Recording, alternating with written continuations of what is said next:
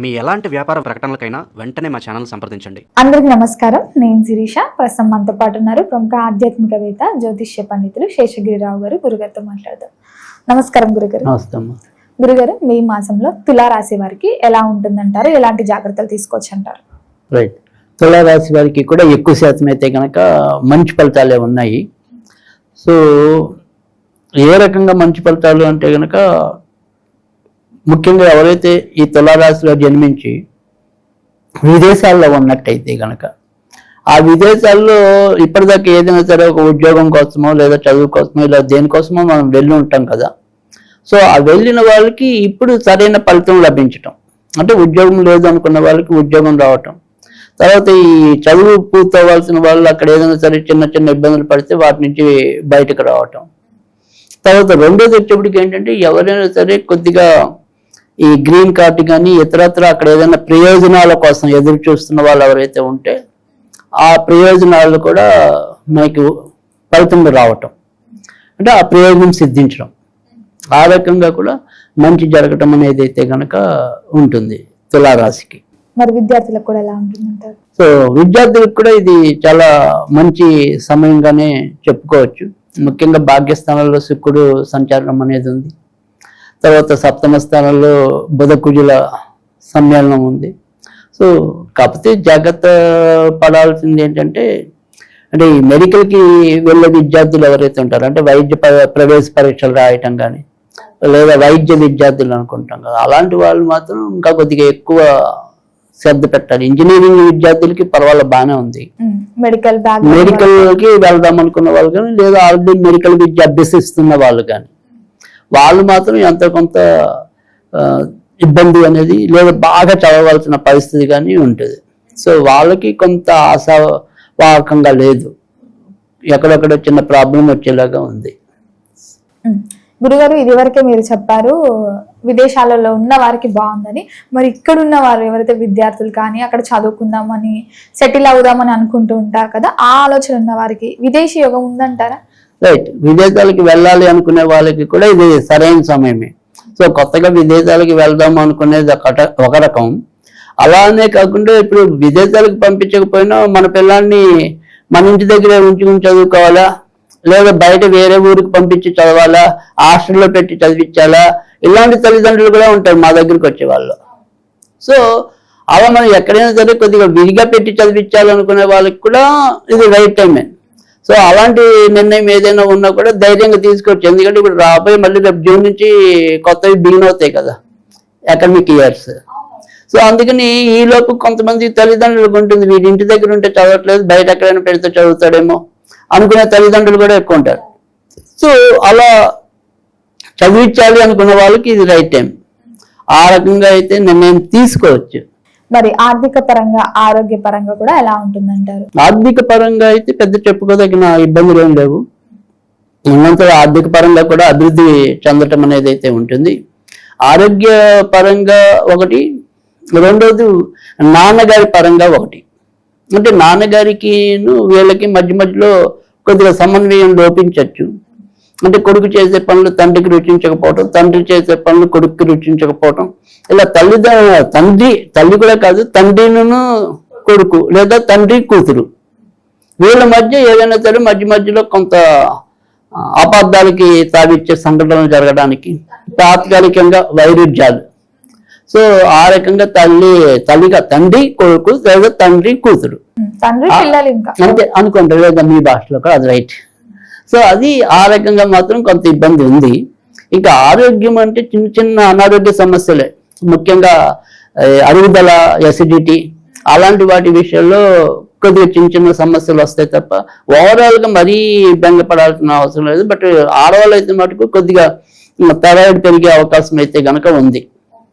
So గొంతు infections కానీ thyroid కానీ రావడానికి అవకాశం ఉంది. ఉద్యోగ వ్యవస్థలో ఉన్న వారికి ఎలా ఉంటుంది? ఉద్యోగం మారాలి, స్ట్రెస్ అనిపిస్తుంది అని ఆలోచన ఉంటుంది కదా కొంతమందికి, మరి ఎలా ఉంటుంది? మారొచ్చు అంటారా ఈ మాసంలో? రైట్. ఖచ్చితంగా ఈ నెలలో అయితే కనుక మార్పులకు సంబంధించిన ప్రయత్నాలు అయితే కనుక చేసుకోవచ్చు. ఎందుకంటే రాబోయే మరింత 2 నెలల్లో చాలా బాగుంటుంది. సో అందుకని ఇప్పటి నుంచి మనం ప్రయత్నం అనేది అయితే కనుక చేసుకోవచ్చు. అంటే ఇప్పుడు ప్రయత్నం చేస్తే వీళ్ళకి ఎలాగో ఇంకా 2-3 నెలలు పడుతుంది. సో అందుకని ఇప్పుడు సపోజ్ మనం ఆల్రెడీ చేస్తున్న ఉద్యోగంలో అయినా సరే ముందు నోటీస్ పీరియడ్ అనేది ఇవాళ రోజుల్లో కనీసం 2 months అనేది ఉంది.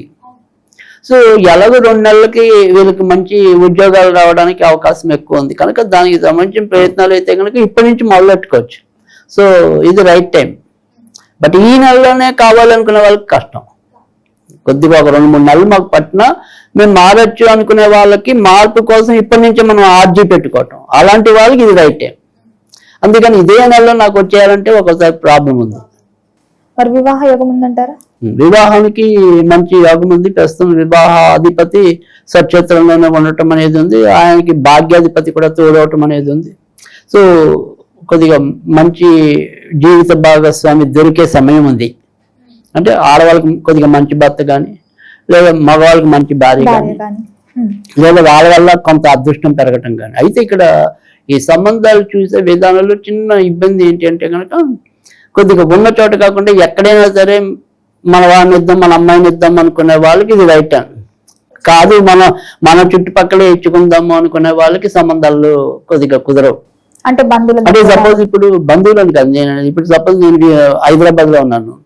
ఈ హైదరాబాద్ ఎక్కడో చుట్టుపక్కల వాళ్ళే వెతుకుదాము అనుకునే వాళ్ళు అలా కలిసి అది అంటే మనకి దగ్గరలో ఏదో వరంగల్లో వాళ్ళకి ఇద్దాము, హనుమకొండలో ఇద్దాము అలా కాదు, బాగా దూరం వెళ్ళాలి. అలా వెళ్ళే వాళ్ళకి కుదురుతుంది, వాళ్ళకి కూడా బాగుంటుంది. అలా వెళ్ళే వాళ్ళకి సంబంధాలు తొందరగా కుదురుతాయి అంటున్నా. అంటే ఇప్పుడు నాకు ఉన్న చోట మా అమ్మాయికి సంబంధం కుదరాలి, మా అబ్బాయికి కుదరాలి అనుకున్న వాళ్ళకి కొద్దిగా కష్టం ఉంది. పర్వాలేదు, పెళ్లి కావాలి, వాళ్ళు అక్కడ దూరం ఉన్నా పర్వాలేదు, దగ్గరున్నా పర్వాలేదు అనుకుంటామే. అలా దూరంగా కావాలి అనుకునే వాళ్ళకైతే ఇప్పుడు ఇంకా కొద్దిగా తేలికుంది. కాదు ఉన్న చోటనే అవ్వాలనుకునే వాళ్ళకి కొద్దిగా కష్టం ఉంది. సో అలా దూరపు మ్యాచ్లు కావాలి అనుకుంటే అయిపోతాయి. మరి సంతాన యోగం ఉందంటారా? సంతాన పరంగా అయితే కనుక పెద్ద చెప్పుకోదగిన ఇబ్బందులు అయితే లేవు. సో సంతానానికి పర్వాలేదు. సంతానానికి అంటే ఉన్న సంతానం కూడా అభివృద్ధి చెందే సమయం. అంటే ఇప్పటికే పిల్లలు పుట్టారు, వాళ్ళ అభివృద్ధి ఎలా ఉంటుంది చూసుకున్నట్టయితే కనుక ఆ పిల్లలకు కూడా ఇప్పుడు కొద్దిగా అభివృద్ధికి దోహదం పడేలాగానే ఉంది ప్రస్తుతం ఉన్న సమయం అయితే కనుక. సో కనుక వాటికి సంబంధించిన ప్రయత్నాలు పిల్లలు కూడా విజయవంతం పొందటం అనేది అయితే జరుగుతుంది. మరి కుటుంబ వాతావరణం కూడా ఎలా ఉంటుందంటారు? కుటుంబ వాతావరణం ముఖ్యంగా మగవాళ్ళ కన్నా కూడా అంటే మగవాళ్ళకి ఆడవాళ్ళ వల్ల కొద్దిగా మేలు జరగటానికి, అంటే సపోజ్ భర్తకి భార్య ద్వారానే ఎక్కువ మేలు జరిగే పరిస్థితి కానీ, తర్వాత భర్త చేయవలసిన పనుల్లో బాధ్యతల్లో భార్య కీలకమైన పాత్ర వహించటం. సో తద్వారా ఇంటి యొక్క కీర్తి ప్రతిష్టలు కొంత ముందుకెళ్ళటం, పెరగటం.